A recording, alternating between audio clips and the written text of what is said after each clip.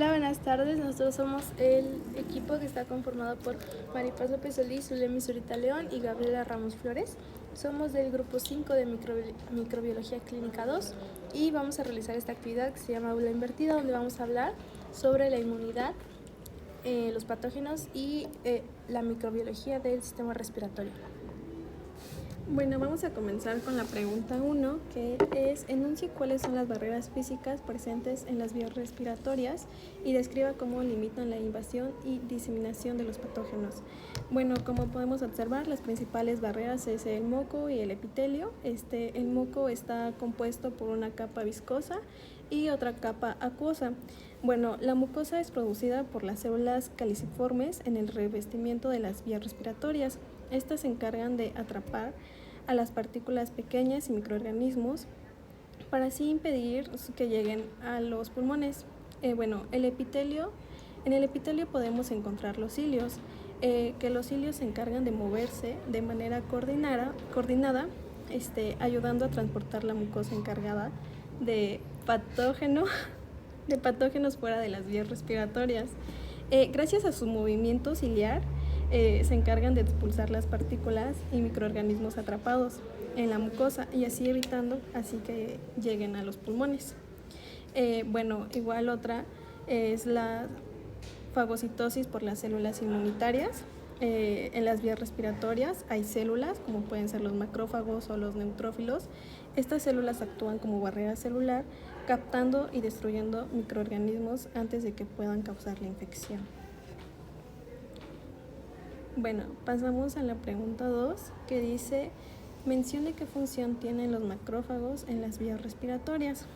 Bueno, su función principal es hacer la fagocitosis, y pues los macrófagos desempeñan un papel en la defensa inmunitaria en las vías respiratorias al fagocitar patógenos, eliminar células muertas y la respuesta inmunitaria.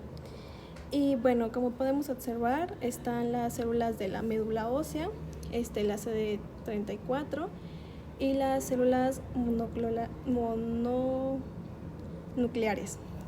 Como podemos ver, de ahí se transforman, se proliferan y se convierten como en macrófagos y células pluripotentes.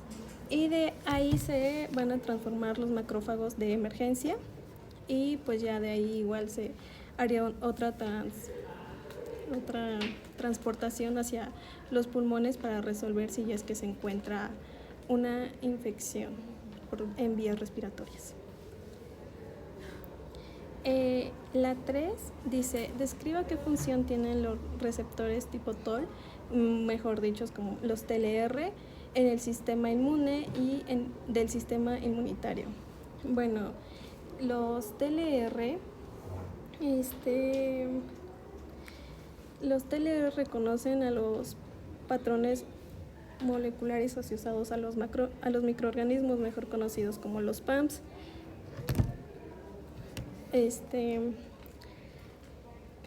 Como componentes de bacterias, virus, hongos presentes en las vías respiratorias.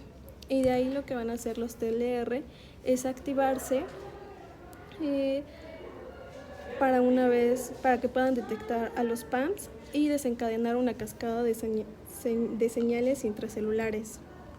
De ahí, a través de su activación, los TLR producen las citocinas y moléculas que implican la respuesta inmunitaria.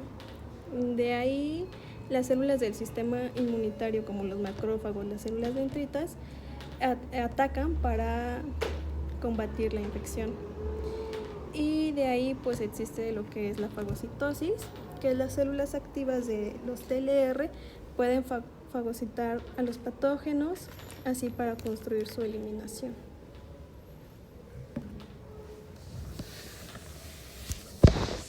Bueno, ahora vamos a hablar acerca de la microbiota, específicamente de los microorganismos que están presentes en las vías respiratorias que pertenecen a este grupo. Hablando del concepto de la microbiota, tenemos que saber que esta es una población de microorganismos que se encuentra principalmente en las mucosas y la piel de un organismo sano. Es considerada como la primera línea de defensa en la entrada de agentes patógenos. Es decir, que cuando un agente extraño entra a nuestro organismo, esta va a ser la primera defensa que tendremos nosotros en nuestro organismo para poder defendernos. Para hacerlo más sencillo de explicar, vamos a hablar sobre diferentes sitios de las vías respiratorias. El primero va a ser la microbiota pulmonar. En esta vamos a encontrar a microorganismos como las actinobacterias, los firmicutes, las proteobacterias y los bacteroidetes. Ahora hablando específicamente de las vías respiratorias superiores, como la faringe específicamente, vamos a encontrar al grupo de estreptococos no hemolíticos, los estreptococos hemolíticos del grupo A, las neiserias no patógenas, y también se pueden encontrar los estafilococcus, los esteroides, grupos de hemophilus, neumococos, microplasma y probotella. Ahora, hablando acerca de las vías respiratorias en la nasofaringe, también podemos encontrar a los difteroides, especies no patógenas de Neisseria también, estreptococos hemolíticos del grupo A, epidermidis, ciertos grupos de microorganismos anaerobios, especies de Fusariobacterium, y de los anteriores mencionados también podemos encontrar Staphylococcus aureus, Bacillus gram negativos, Neisseria meningitis, neumococos y levaduras. Estos en menor cantidad si están presentes los mencionados como los difteroides, los anaerobios, etc.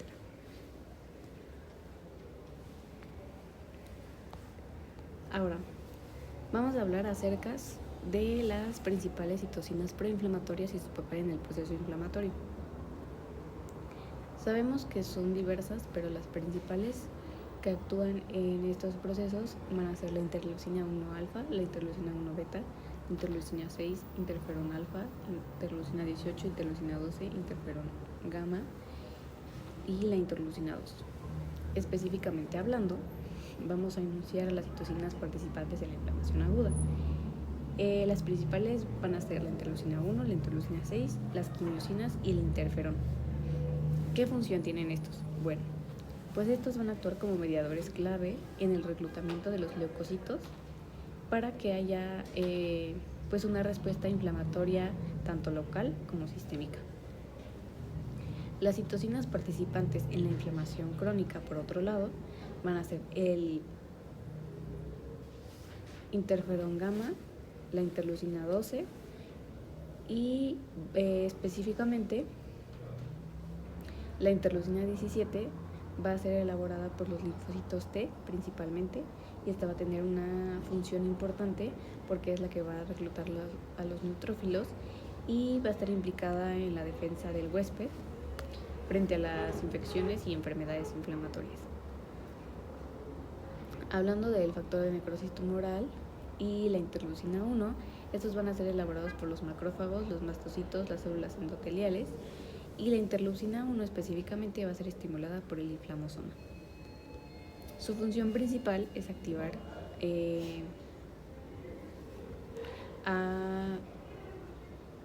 el tejido endotelial en la inflamación. También estimulan la expresión de moléculas de adhesión en células endoteliales, aumentan la unión de leucocitos y su reclutamiento. Estos también van a estimular la producción de quimiosinas y los eicosanoides, que más adelante van a hablar sobre ellos.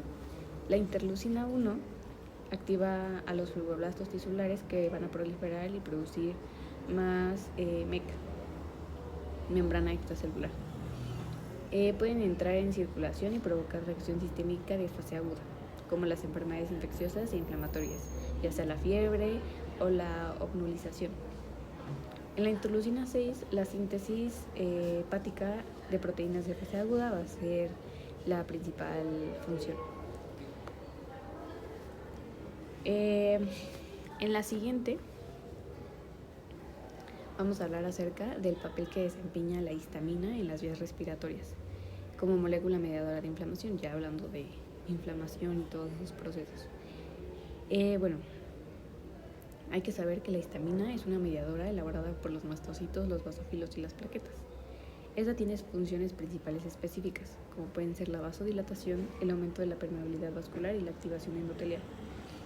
Asimismo, puede ser una mediadora para la contracción de músculo liso y secreción de moco. La estimulación de los receptores H1 también va a ser muy afín a estos, que es pues el receptor del músculo liso de las vías aéreas y el gastrointestinal. La histamina va a producir la contracción de la musculatura lisa en las vías respiratorias y el tracto gastrointestinal, causando además que se produzca el prurito, el dolor y los estornudos. Esta también provoca que los vasos sanguíneos pequeños se dilaten, es decir, que se ensanchen y tengan fugas, lo que pueda causar que los tejidos se hinchen. Pero bueno, hablando específicamente, ¿qué pasa con la histamina? Pues bueno, cuando la histamina es liberada de los mastocitos o los basófilos, las neuronas histaminérgicas u otras células se debe unir a cierto receptor de histamina, ya sea el H1, el H2, el H3 o el H4. Específicamente en este caso sabemos que el H1 es el que está en las vías respiratorias y en el tracto gastrointestinal. De esta manera, de acuerdo con el receptor estimulado, se van a presentar los efectos en los diferentes tejidos. Es decir, que si la histamina llega al receptor H1, va a provocar lo que anteriormente había comentado, acerca de la producción de la musculatura lisa de las vías respiratorias, el tracto gastrointestinal, causando que los vasos sanguíneos pequeños se dilaten, se ensanchen y bueno, los tejidos se van a hinchar. La histamina es liberada por los orgánulos de los mastocitos en respuesta a un estímulo y vamos a enunciar los siguientes. Pueden ser estímulos como las lesiones físicas, las reacciones inmunitarias que implican la expresión del IgE a receptores FSA mastocitos, las afilotoxinas C3A y C5A del complemento, las proteínas liberadoras de histamina de leucocitos, los neuropéptidos y las interleucinas, tanto la 1 como la 18, por ejemplo.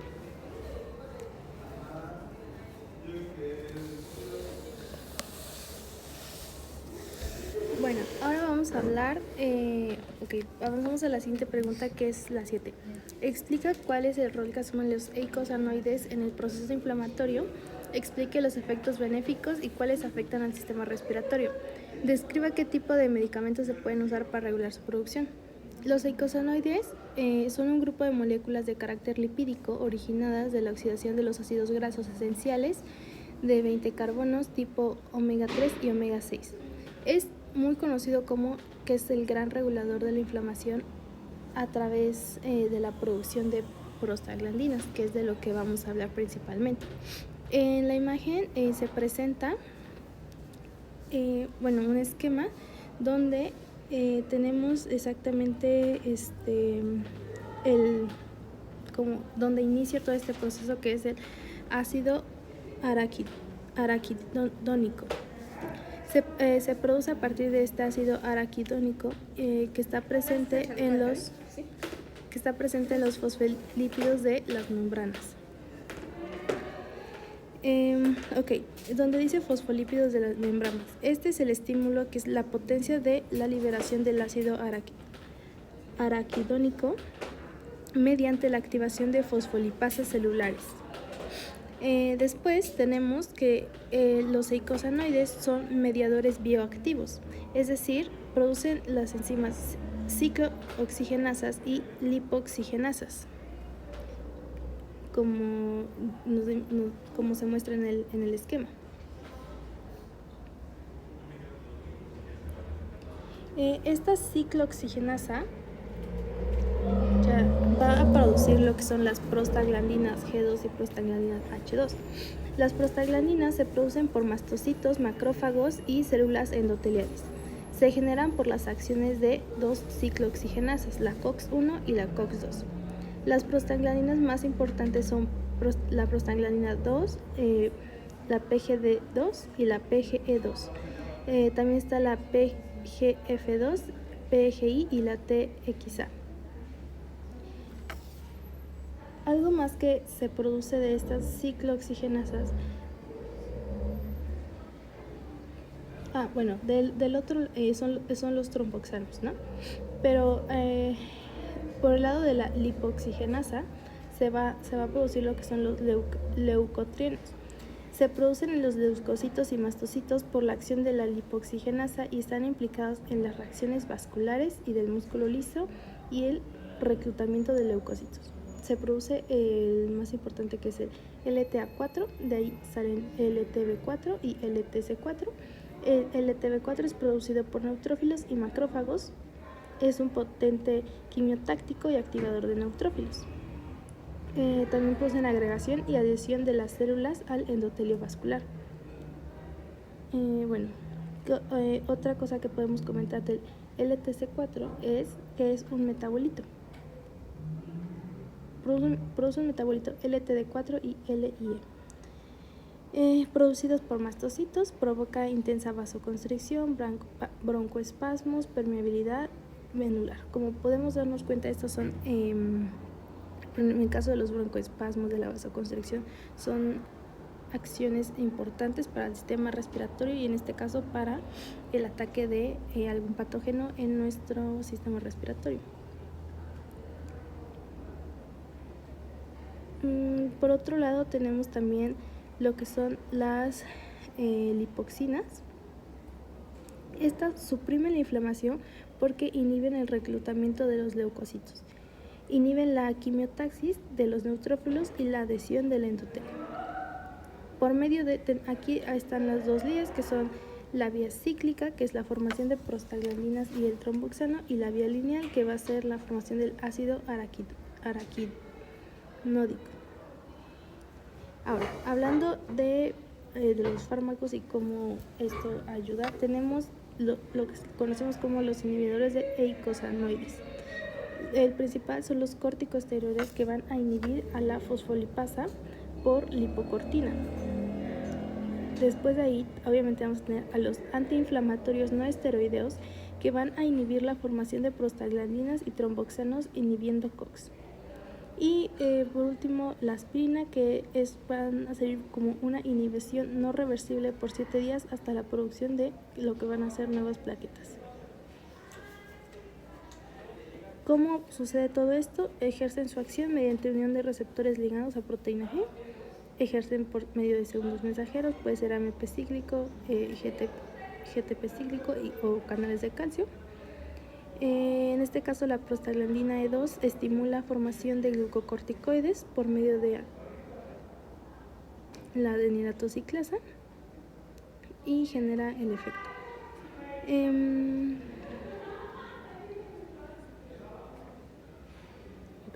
Ahora, pasando a la siguiente pregunta, que es ¿qué tipo de células tienen efectos citotóxicos y qué aplicación tiene ese efecto en el combate de patógenos en vías respiratorias?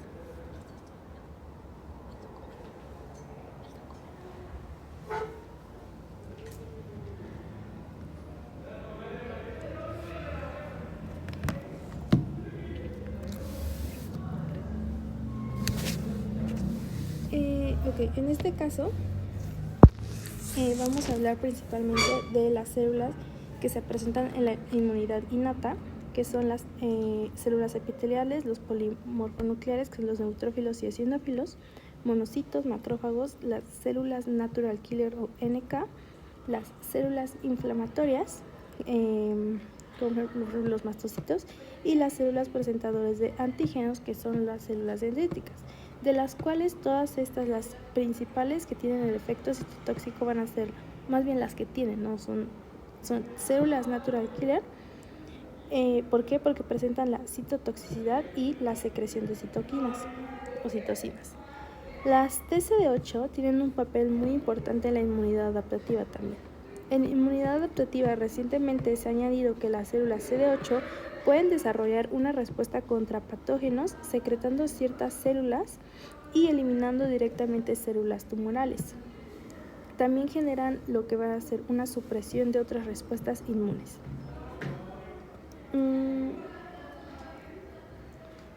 Otra función que tienen es reducir la inflamación de manera antígeno independiente. Es decir, que se tiene pensado que esta acción va a estar mediada por interferón. gamma quedan los CD8 que permanecen, por ejemplo, en el pulmón tras la solución de la infección y que actúan de manera independiente al reconocimiento del antígeno.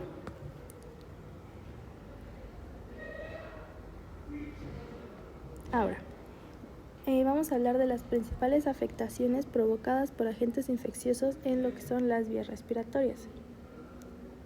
Bueno, tenemos que el resfriado común, más bien, hablamos de que en las vías respiratorias altas lo más común que se va a presentar es un catarro o resfriado común, la sinusitis, la faringitis, la laringotraqueitis y la epiglotitis, que son las principales enfermedades infecciosas que van a afectar, ¿no? Comenzando con los virus asociados al catarro común, tenemos los virus más comunes que van a ser el rinovirus y el coronavirus. Los que son comunes van a ser la parainfluenzavirus, neumovirus, que es el virus respiratorio sincitial, y la influenzavirus. Y en virus menos comunes se encuentran lo que son el adenovirus, el enterovirus y el reovirus.